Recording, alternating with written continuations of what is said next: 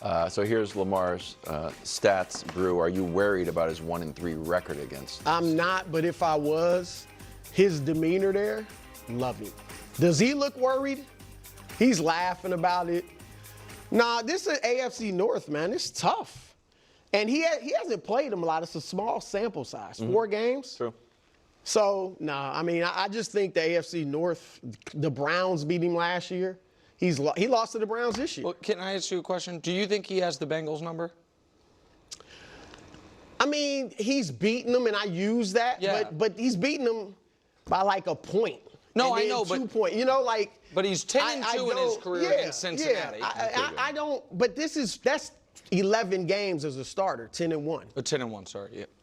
He's 1-3 against the Steelers. Most years, a lot of years, because of his injuries or his illnesses, he's only played them once. You know, so it's just a small sample size. And I think, you know, the Steelers have a great defense. They got a great coach.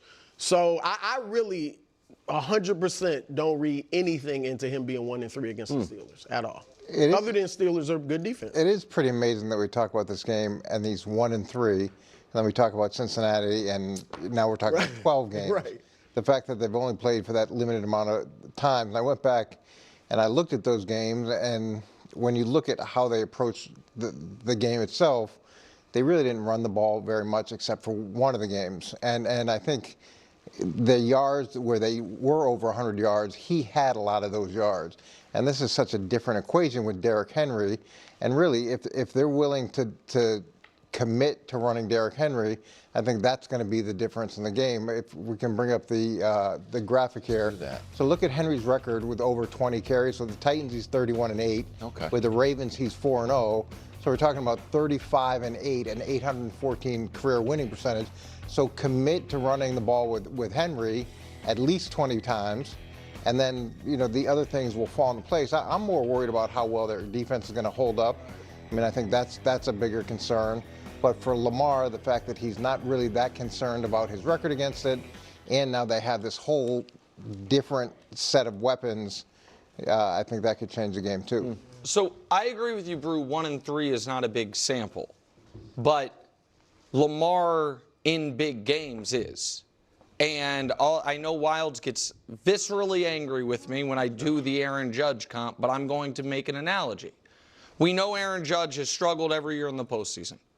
If he also was really, really bad against the Red Sox and the Astros, and then great against everyone else, the Astros, the team of the league for his career, the Red Sox, the rival in the playoffs, I think we'd be like, oh, it's something, there's some mental aspect to it.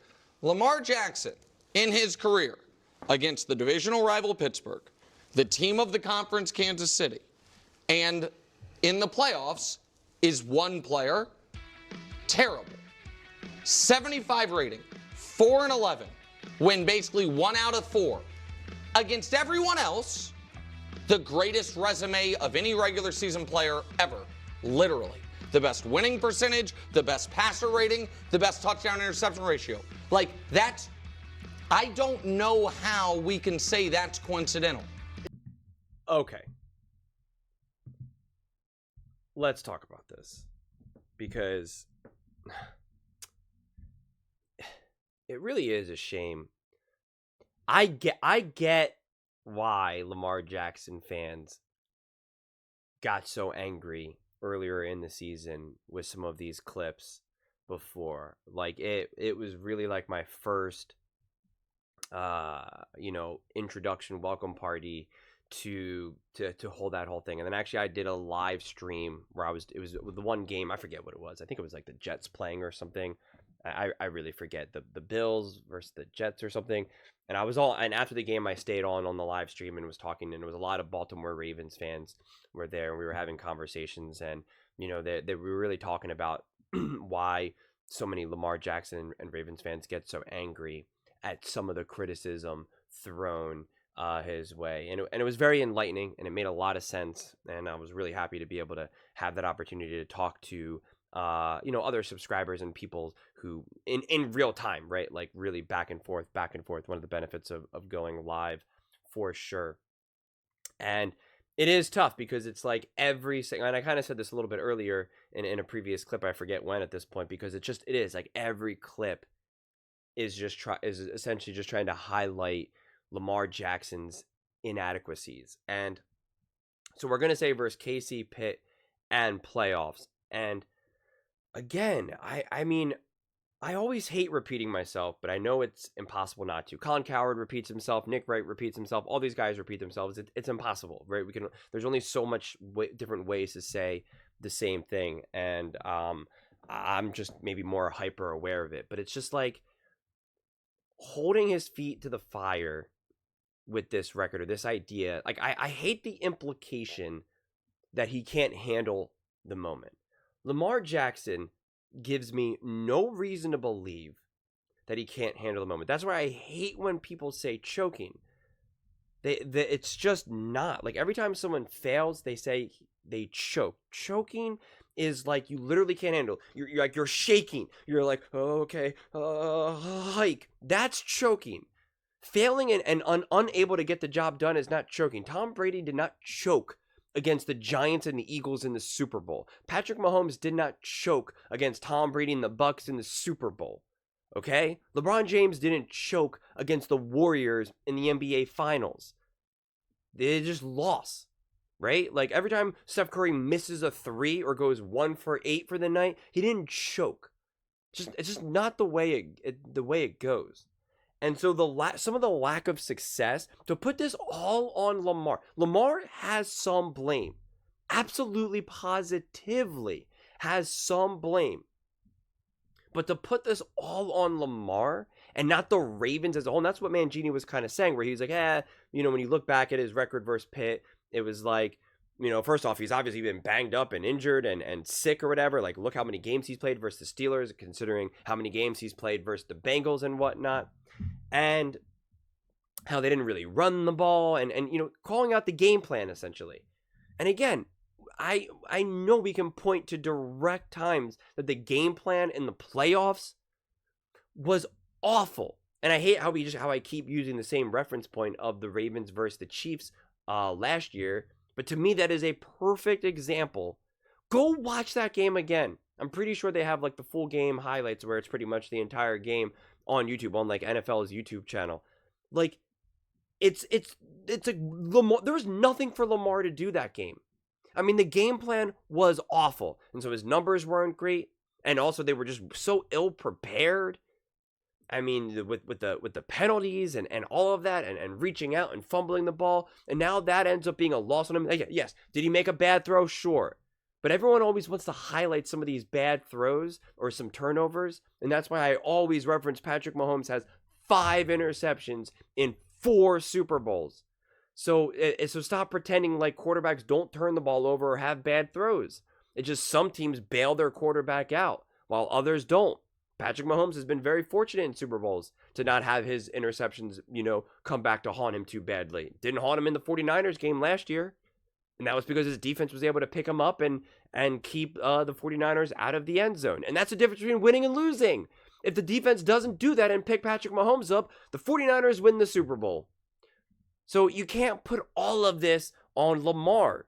The story should consistently be the Ravens versus the Pittsburgh Steelers, Kansas City, and the playoffs. Are they outcoached? Are they outplayed? And they leave Lamar on an island. And again, let me say it one more time. Lamar does have blame. Lamar does need to play better. But again, some of these numbers are also combined with him either being really young, banged up. I think the one playoff game, he was concussed or something. I really forget. But because at this point, it's been, long enough. And it's just like, it's a tough situation, especially that first playoff game. I remember watching very vividly because then they were like, the fans I remember were chanting to try to get like Flacco into the game. And it was just like, Flacco was like, all right, I'm ready to go. And Harbaugh, I remember after that game was like, no, Lamar is our starter. I never thought twice about it. And it's just, it is what it is. It is what it is. And as a lot of people point out, and rightfully so, Ravens fans talk about how that offense was never designed for Lamar that season. He got thrown in, and it was all for Flacco. That whole team was designed around Flacco. And also, nobody knew how to coach Lamar. Lamar is such a freak of nature from quarterback play. Do we really think that these coaches knew or even know at this point how to handle Lamar, how to maximize Lamar, right? How to put him in a position to consistently succeed? Because I'll say no. I think in order to coach Lamar, you need an absolute super genius. You need the best of the best of the best. And again, it's not a surprise that Tom Brady has the GOAT coach and Patrick Mahomes has the GOAT coach. The two best quarterbacks that we know of both had the greatest coaches. And we want to act like that's just, it's just a coincidence. Sure, that's a weird coincidence to have. That is a bizarre coincidence to have. Oh, Tom Brady had Gronk. Patrick Mahomes has Travis Kelce. I mean, name that dude that Lamar has been able to rely on. I know he's had some pieces and some people. I'm not saying that he's had no help because I'm not playing that card either. But he hasn't had Gronk or Kelce, pretty much tight end 1 and 2 in the history of the NFL. Whichever order you want to put it, by all means, you go have fun with that. So I just don't think it's completely fair. I think the coaching staff deserves way more scrutiny. Some of the players around him deserves more scrutiny. I think not getting Lamar like a Derrick Henry a couple years ago is at this point, considering what we've been able to see Derrick Henry to be able to do and help unlock Lamar, at this point it's like sacrilegious to have not been more aggressive in going out to make some moves. I mean, heck, Patrick Mahomes is going like a half a season before the Chiefs are like, we got to get Hopkins. Let's go. We got to do something. You know, Kelsey's no longer, we can't rely on Kelsey as much as we've been able to use in years past. We got to do it. And yet the Ravens are still kind of like, yeah, this is good enough. We can make it work. Let's go. Let's see what we got here. Rookie wide receiver. Cool. That's good enough. He could be the number 1 receiver. No big deal. It's like, all right, we don't really need that big of a running back. Or we got Lamar. He's good. He can make up most of our run game. It's just I fail to see the levels of support that Lamar has had relative to some of these other teams. And again, the last thing I'll say is I'm not trying to act like Lamar has had nothing, because he's definitely had some games and some moments and some seasons where he was fully supported. But again, I pull back on then either Lamar's youth, age, or coaching. I will always go back to that KC game and really put 95% of the blame on coaching and like 5% on Lamar.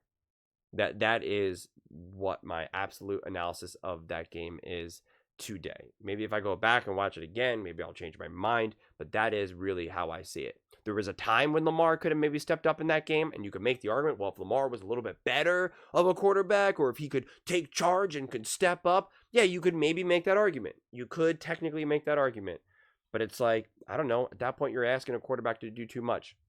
And against KC, week 1, I think Lamar absolutely, that was not one of his better games. He absolutely missed some throws. And I came away from that game saying Lamar was not good enough. I mean, that was exact. I remember even messaging people in the comments and saying Lamar was not good enough. That was absolutely my conclusion of that game. That's why it's game to game to game. That's why when looking at these numbers like this, 4-11 versus KC Pitt in playoffs, it's like, what are these individual games? How many of these games is Lamar to blame? How many games is it the run game, the offense, the defense, whatever it may be? You can't look at these cold numbers. They're meaningless. That 3rd win, what was the situation there? That 7th loss, what was the situation? Was it rainy? Was it windy? Was it a beautiful day? Well, you know, like what's the story here? It's too hard. It's too hard just to look at these cold numbers. But those are just my thoughts. I'd absolutely love to hear yours. What do you guys all think about Lamar Jackson and the Baltimore Ravens and this constant narrative that he just can't step up in big moments? Let me know in the comments below. I read every single comment, so whether you agree with me or disagree with me, either way, let's get in some discussions, let's get in some fights, but ultimately, let's just have some fun. And please do consider subscribing. We are building an amazing community here, and I'd absolutely love to see you part of it. I want to build something that we all genuinely feel connected to. Something that we're really excited to be part of. I think we're on our way to doing it. And please don't forget to give this video a thumbs up, as it really does help with the visibility and the algorithm. Thank you so much, and see you next time.